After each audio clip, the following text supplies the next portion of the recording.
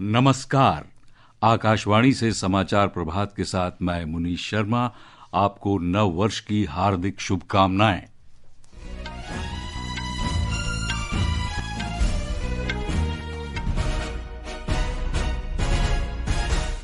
मुख्य समाचार। प्रधानमंत्री नरेंद्र मोदी ने कहा, प्रगति से पिछले 10 वर्षों में 85 लाख करोड़ रुपए से अधिक की परियोजनाओं को रफ्तार देने में मदद मिली। निर्वाचन आयोग ने पश्चिम बंगाल में विशेष गहन पुनरीक्षण एसआईआर के संबंध में चुनाव अधिकारियों के विरुद्ध दर्ज पुलिस शिकायत में लगाए गए सभी आरोपों को खारिज किया। सरकार ने तंबाकू उत्पादों पर 1 फरवरी से अतिरिक्त उत्पाद शुल्क लगाए जाने की तिथि अधिसूचित की। विदेश मंत्री एस जयशंकर ने कहा, बांग्लादेश की पूर्व प्रधानमंत्री खालिदा जिया की दूरदर्शिता भारत और बांग्लादेश के बीच साझेदारी के विकास का मार्गदर्शन करेगी। दुनिया भर में लोगों ने आतिशबाजी और जश्न के साथ नए साल का स्वागत किया और बेंगलुरु के गुंजूर में राष्ट्रीय जूनियर खो खो प्रतियोगिता शुरू। और अब समाचार विस्तार से। प्रधानमंत्री नरेंद्र मोदी ने कल नई दिल्ली में सूचना और संचार प्रौद्योगिकी आधारित बहुआयामी मंच प्रगति की 50वीं बैठक की अध्यक्षता की। बैठक के दौरान श्री मोदी ने सड़क, रेलवे, बिजली, जल संसाधन और कोयला सहित विभिन्न क्षेत्रों की 5 महत्वपूर्ण ढांचागत परियोजनाओं की समीक्षा की। ये परियोजनाएं 5 राज्यों से जुड़ी हैं और इनकी कुल लागत 40,000 करोड़ रुपए से अधिक है। प्रधानमंत्री ने कहा कि पिछले 1 दशक में प्रगति के नेतृत्व वाले पारिस्थितिकी तंत्र ने 85 लाख करोड़ रुपए से अधिक की परियोजनाओं को गति देने में मदद की है। एक रिपोर्ट। 2014 से अब तक प्रगति के तहत 377 परियोजनाओं की समीक्षा की गई है। इन परियोजनाओं से जुड़े 3,162 मुद्दों में से 2,958 मुद्दों का समाधान किया जा चुका है, जो लगभग 94% है। इस पहल से परियोजनाओं में होने वाली देरी, लागत बढ़ने और आपसी समन्वय की समस्याओं में काफी कमी आई है। बैठक के दौरान प्रधानमंत्री ने कहा कि जैसे जैसे भारत तेजी से आगे बढ़ रहा है, प्रगति की प्रासंगिकता और भी बढ़ गई है। प्रधानमंत्री ने कहा कि विकसित भारत 2047 एक राष्ट्रीय संकल्प होने के साथ साथ समयबद्ध लक्ष्य भी है और इसे हासिल करने में प्रगति एक सशक्त माध्यम है। उन्होंने जोर देकर कहा कि आने वाले वर्षों में प्रगति को और मजबूत किया जाना चाहिए ताकि कार्य तेजी से हो, गुणवत्ता बेहतर हो और नागरिकों के लिए ठोस व मापने योग्य परिणाम सुनिश्चित किए जा सकें। आनंद कुमार और सुपर्णा सैकिया की रिपोर्ट के साथ अक्षित वैद्यान, आकाशवाणी समाचार, दिल्ली। पश्चिम बंगाल के मुख्य चुनाव आयुक्त और मुख्य निर्वाचन अधिकारी के विरुद्ध एसआईआर प्रक्रिया के संबंध में दर्ज की गई 2 पुलिस शिकायतों पर चुनाव आयोग ने कड़ी आपत्ति व्यक्त की है। मुख्य निर्वाचन आयुक्त कार्यालय ने एक बयान में आरोपों को पूर्व नियोजित और निराधार बताते हुए खारिज कर दिया और कहा कि ये शिकायतें एसआईआर 2026 के लिए कानूनी कर्तव्यों का पालन कर रहे अधिकारियों को डराने धमकाने का जानबूझकर किया गया प्रयास है। आयोग ने कहा कि डराने धमकाने की रणनीति बाहरी दबाव के माध्यम से चुनावी प्रक्रिया को बाधित करने के लिए बनाई गई है। चुनाव आयोग ने कहा कि ऐसे प्रयास सफल नहीं होंगे। बयान में कहा गया है कि इन संगठित और सुनियोजित शिकायतों के पीछे की साजिश का पर्दाफाश करने के लिए हर संभव उपाय किए जाएंगे। केंद्रीय मंत्रिमंडल ने 6 लेन वाले नासिक सोलापुर गलियारे को मंजूरी दे दी है। नई दिल्ली में आर्थिक मामलों की मंत्रिमंडलीय समिति की बैठक के बाद सूचना और प्रसारण मंत्री अश्विनी वैष्णव ने कहा कि ये गलियारे कई महत्वपूर्ण शहरों को कनेक्टिविटी प्रदान करेंगे।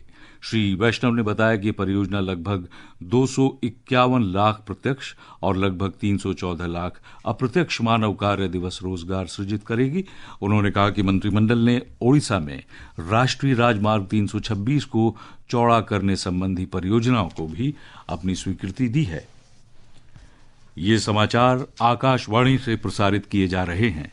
ताजा समाचार जानने के लिए आप हमारे social media handle @AIR news Hindi को फॉलो कर सकते हैं। समाचार प्रभात में आपका फिर स्वागत है। सरकार ने इस वर्ष 1 फरवरी से तंबाकू उत्पादों पर अतिरिक्त उत्पाद शुल्क और पान मसालों पर नया उपकर लगाने की अधिसूचना जारी कर दी है। तंबाकू और पान मसालों पर ये नए शुल्क वस्तु और सेवा कर जीएसटी दर के अतिरिक्त होंगे और वर्तमान में इन पर लगने वाले क्षतिपूर्ति उपकर का स्थान लेंगे। 1 फरवरी से पान मसाला, सिगरेट, तंबाकू और ऐसे उत्पादों पर 40% और बीड़ी पर 18% GST लगेगा। मध्य प्रदेश के मुख्यमंत्री डॉक्टर मोहन यादव ने इंदौर के भागीरथपुरा इलाके में दूषित जल पीने से उत्पन्न स्थिति की समीक्षा की। उन्होंने कल शाम अस्पतालों का दौरा किया और प्रभावित मरीजों से मुलाकात की। मुख्यमंत्री ने कहा कि सरकार किसी भी तरह की लापरवाही को बर्दाश्त नहीं करेगी और भविष्य में ऐसी घटनाएं रोकने के लिए कड़े कदम उठाए जाएंगे। एक रिपोर्ट।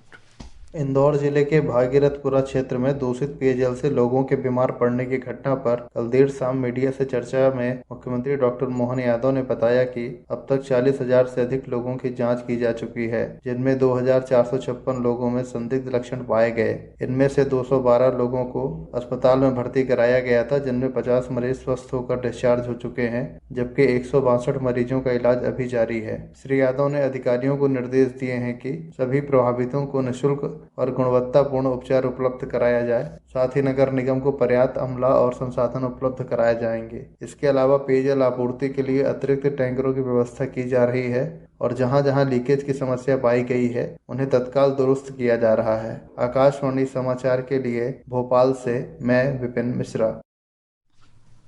विदेश मंत्री सुब्रमण्यम जयशंकर ने बांग्लादेश की पूर्व प्रधानमंत्री खालिदा जिया के अंतिम संस्कार में भारत का प्रतिनिधित्व किया और बांग्लादेश नेशनलिस्ट पार्टी BNP के नेता तारिक रहमान को प्रधानमंत्री नरेंद्र मोदी का शोक संदेश दिया। रहमान से मुलाकात के दौरान डॉक्टर जयशंकर ने विश्वास व्यक्त किया कि खालिदा जिया की दूरदर्शिता और मूल्य दोनों देशों के बीच साझेदारी के विकास का मार्गदर्शन करेंगे। खालिदा जिया का मंगलवार को ढाका में लंबी बीमारी के बाद निधन हो गया था। श्री मोदी ने पत्र में जून 2015 में ढाका यात्रा के दौरान खालिदा जिया के साथ हुई मुलाकात और चर्चाओं को याद किया और कहा कि वे असाधारण दृढ़ संकल्प और दृढ़ निश्चय वाली नेता थीं। वर्ष 2025 भारत की विकास यात्रा में एक निर्णायक काल रहा। वर्ष 2025 में कई नीतियों का देश की प्रगति में उल्लेखनीय योगदान रहा और मजबूत इरादों ने सार्थक परिणाम भी दिए। हमारी विशेष श्रृंखला सुधारों का वर्ष में आज हम चर्चा कर रहे हैं वर्ष 2025 में देश में आंतरिक और बाहरी सुरक्षा ढांचे को मजबूत करने के लिए राष्ट्रीय अन्वेषण अभिकरण के महत्वपूर्ण कार्यों की।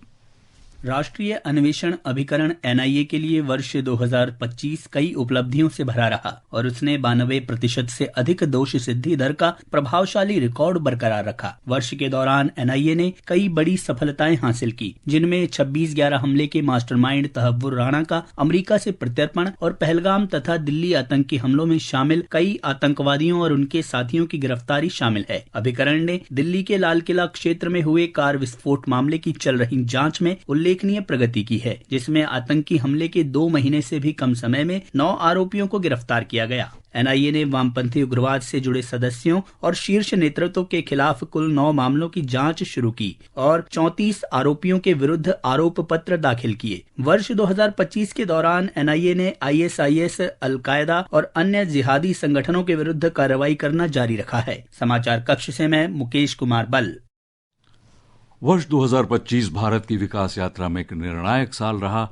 इस साल कई नीतियों का देश की प्रगति में उल्लेखनीय योगदान रहा और मजबूत इरादों ने सार्थक परिणाम दिए।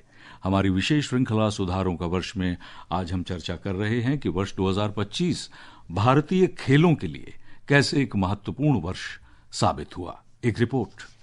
वर्ष 2025 भारतीय खेलों के लिए बेहद शानदार और ऐतिहासिक रहा। यह वर्ष सिर्फ अंतर्राष्ट्रीय स्तर पर जीते गए रिकॉर्ड पदक के लिए नहीं, बल्कि देश में खेलों की पूरी प्रणाली में आए बड़े बदलावों की सफलता के लिए भी याद किया जाएगा। वित्तीय वर्ष 2025 और 26 में सरकार ने युवा मामले और खेल मंत्रालय के लिए 3,700 करोड़ रुपए से ज्यादा का रिकॉर्ड बजट दिया, जो यह दर्शाता है कि सरकार खेलों को युवाओं के सशक्तिकरण और देश के सपनों से जोड़कर देखती है। इस दिशा में एक और महत्वपूर्ण कदम राष्ट्रीय खेल शासन अधिनियम 2025 को लागू करना है। इस अधिनियम के तहत खेल संगठनों के लिए सुरक्षित खेल नीति अपनाना जरूरी किया गया है, ताकि महिलाओं, नाबालिग खिलाड़ियों और कमजोर वर्गों की सुरक्षा हो सके। साथ ही अंतर्राष्ट्रीय मानकों के अनुसार आचार संहिता भी लागू की गई है। प्रधानमंत्री नरेंद्र मोदी ने कहा है कि आज खेलों में अवसर असीमित हैं। उन्होंने कहा कि सरकार ने ऐसा माहौल बनाया है जिसमें गरीब से गरीब परिवार का बच्चा भी अपनी प्रतिभा के दम पर कम उम्र में खेलों की ऊंचाइयों तक पहुंच सकता है। आज खेलों में अवसर सीमित नहीं, असीमित अवसर है। आज देश में एक ऐसा इकोसिस्टम बना है जहां खिलाड़ियों का सिलेक्शन पहुंच के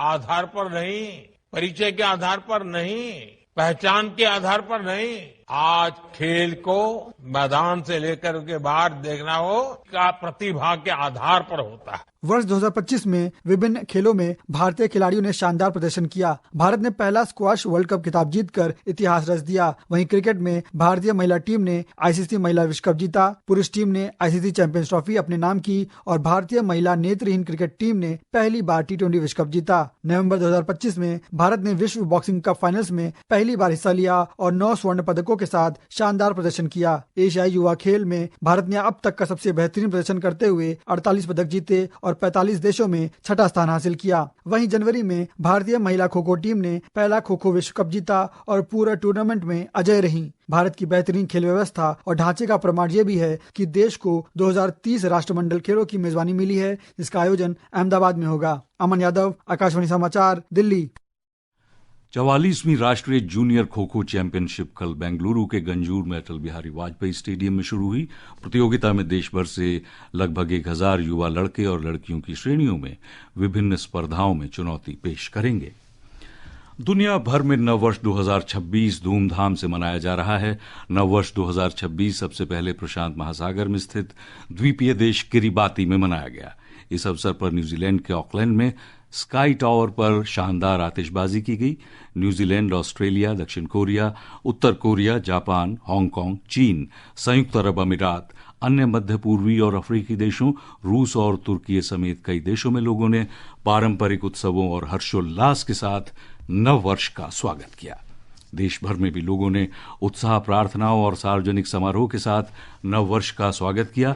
वहीं पुलिस और सुरक्षा एजेंसियां कानून व्यवस्था बनाए रखने और शांतिपूर्ण आयोजन को सुनिश्चित करने के लिए सतर्क बनी रहीं। राष्ट्रपति द्रौपदी मुर्मू और प्रधानमंत्री नरेंद्र मोदी ने नव वर्ष के अवसर पर देश और विदेश के लोगों को शुभकामनाएं दी हैं। और अब आज के समाचार पत्रों की सुर्खियों के साथ हैं हमारे सहयोगी देवेंद्र त्रिपाठी। धन्यवाद मुनीश।